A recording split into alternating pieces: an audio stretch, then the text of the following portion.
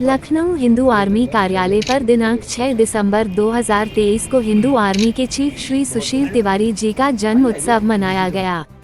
इस मौके पर एक प्रेस वार्ता आयोजित की गई। हिंदू आर्मी चीफ ने कहा कि शौर्य दिवस के दिन जन्म लेना सौभाग्य का विषय है। 3 राज्यों में भाजपा के प्रचंड जीत की शुभकामनाएं, बधाई भी दिया और जयपुर राजस्थान से एक बुरी खबर आई है। हम सब व्यथित है। करणी सेना के अध्यक्ष सुखदेव सिंह के निर्मम हत्या से पूरा देश क्षुब्ध है। सुशील तिवारी ने कहा, हम करणी सेना के साथ है। जब तक इन हत्यारों का फास्ट ट्रैक कोर्ट के माध्यम से सजा नहीं हो जाती तब तक आंदोलन चलता रहेगा। हमने एक सनातनी नायक को खो दिया। हिंदू आर्मी चीफ ने चंद्रशेखर रावण भीम आर्मी पर बैन की मांग की। चंद्रशेखर रावण को पाकिस्तानी एजेंट और जात पात में बांटने, भीम मीम के और पीएफआई के दलाल बताया और भीम आर्मी को बैन करके चंद्रशेखर रावण को आजीवन कारावास की मांग किए। हिंदू आर्मी संस्थापक श्री सुनील त्रिपाठी ने सरकार से मांग की, राजस्थान में श्री बालकनाथ योगी जी को मुख्यमंत्री बनाया जाए। हिंदू समाज पार्टी के राष्ट्रीय प्रवक्ता श्री मोहित राज ने गर्जना के साथ हिंदू राष्ट्र की मांग की। इस कार्यक्रम में राष्ट्रीय हिंदू वाहिनी के अध्यक्ष श्री अनुराग भरिगवंशी ने हिंदूवादी नेताओं के सुरक्षा की मांग की। वरिष्ठ समाजसेवी भाजपा नेता श्री गौरव पांड्या अयोध्या जी ने कहा, भाजपा की 3 राज्यों में समस्त भाजपा नेतृत्व खासकर प्रधानमंत्री श्री नरेंद्र मोदी जी को शुभकामनाएं दी। भाजपा के पूर्व पार्षद श्री विनोद मौर्य जी, भाजपा नेता श्री आमोद कुमार, भाजपा नेता नागेंद्र सिंह, अमर सिंह राठौर और उत्तर प्रदेश ट्रैवल व ट्रांसपोर्ट एसोसिएशन के पदाधिकारी रितेश शर्मा, धर्मेंद्र त्रिपाठी मौजूद रहे। इस मौके पर हिंदू आर्मी के पदाधिकारी श्री राघवेंद्र सिंह, विनय त्रिपाठी और कार्यकर्ता गण मौजूद रहे।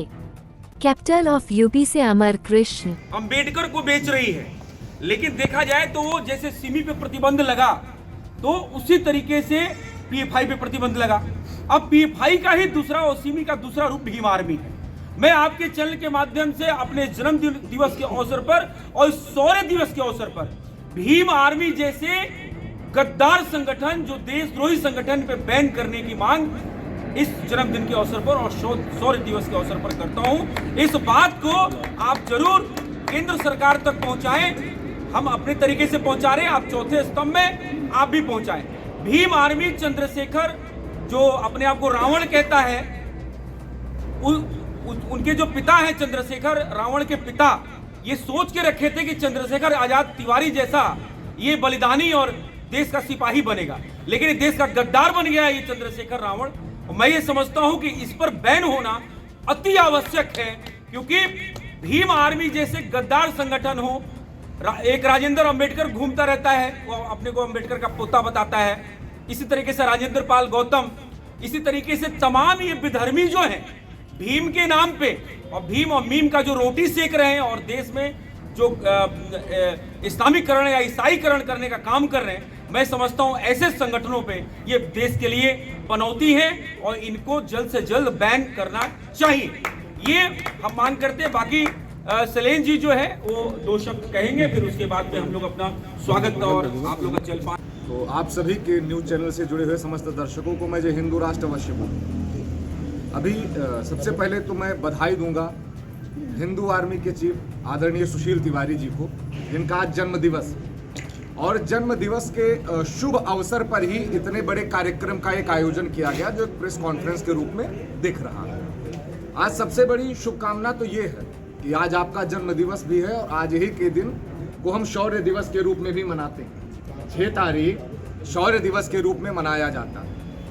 बहुत सारे ऐसे ज्वलंत मुद्दे देश में चल रहे हैं। मैं सुशील तिवारी भाई को इसके लिए भी आभार देना चाहूँगा, क्योंकि आज आपका जन्म दिवस भी है और देश में कई सारे ऐसे ज्वलंत मुद्दे भी चल रहे हैं जिन पर अब दहाड़ कर बोलने की आवश्यकता है, प्रत्येक व्यक्तियों को बोलने की आवश्यकता है। अभी थोड़ी देर पहले सुशील भाई ने बताया था, मुद्दे कई हो, चाहे सुखदेव सिंह गोगा मेडी जी की हत्या हो, चाहे हिंदू राष्ट्र पर चर्चा हो, चाहे 3 राज्यों में सरकार का बनना हो, या अभी किसी ने सवाल किया था कि तेलंगाना में क्या स्थिति रही भाजपा की।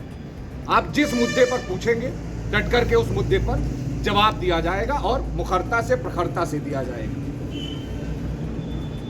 देखिए, सबसे बड़ी बात मैं आपको बता दूं, अभी आप देख रहे राजस्थान, कल जो वारदात हुआ, बहुत नृशंस हत्या की गई। हम पूरी तरीके से केंद्र सरकार से, हम राज्य सरकार से नहीं, हम डायरेक्ट सेंटर गवर्नमेंट से ये कहना चाहेंगे कि जिन्होंने भी ये कृत्य किया, एक बात जान लीजिए, भी आपने बोला था किसी की क्या मजाल जो छेड़े दिलेर को गर्दिश में घेर लेते हैं कुत्ते भी शेर को। और सीधा सा सिद्धांत, चाहे वो कमलेश तिवारी की हत्या हो, चाहे चंदन गुप्ता की हत्या हो, चाहे रिंकू शर्मा की हत्या हो या सुखदेव सिंह गोगामेडी की हत्या हो, जितनी भी हत्याएं हुई हैं ये पूरी तरीके से प्री प्लान साजिश के तहत हुई। सनातन धर्म के संस्कृति पर ही निरंतर आघात करने का प्रयास किया जाता है।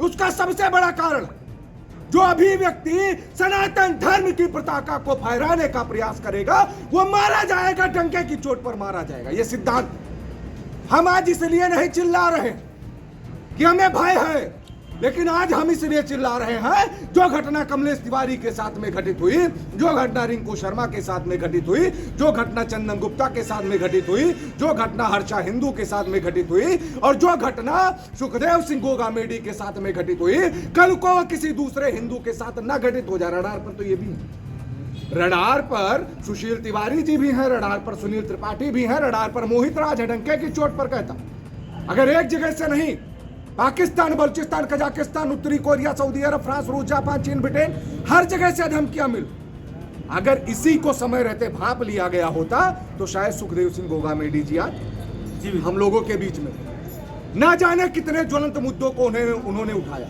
तो एक सिद्धांत है कि जो हिंदू राष्ट्र पर बात करेगा वो विधर्मी लोग उनको टारगेट करेंगे। और मैं भारत सरकार से कहना चाहता हूं कि अगर 80% का 90% का बहुसंख्यक समाज सरकार बनाना जानता है तो महाराज, अगर सनातन धर्म के नियमानुसार कानून नहीं बने तो यही 80% का बहुसंख्यक समाज सरकार गिराना भी जानता है। तो बड़ा श्रेय उन बेधर्मियों को जाता है जो सनातन धर्म को डेंगू और मलेरिया बताते हैं।